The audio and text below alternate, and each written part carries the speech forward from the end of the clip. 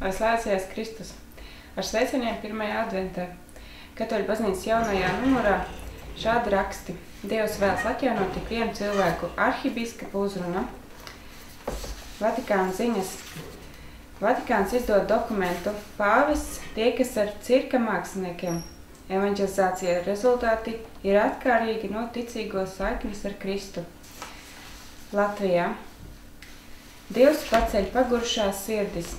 Arhibīskapam balva par ieguldījumu Itālijas un Latvijas kultūras sabiedrības stiprināšanā.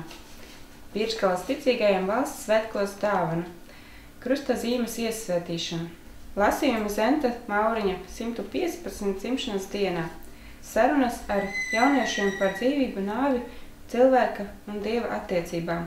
Madonas un Olainas draudzes padziļina ticību ar ticības padziļināšanas programmu. Ielūgstē top jauns draudzes nams. Lūdzu palīdzēt nodegušā Madonas katoļu draudzes īpašumu atjaunošanā. Baznīca pasaulē. Svētais Kirills un Metodijs uz jaunā eiro monētas. Lielbritānijā garīdznieki aicina vairāk rūpēties par veciem un invalīdiem. Pārdomām. Abrahams, ticības tēvs. Intervijas. Mīlēt ar vecāku mīlestību ar skolotāju Annu Mežnieci. Nevis valsts nokļūst paradīzē, bet personu ar profesoru Bernānu Kalebo. Mums raksta.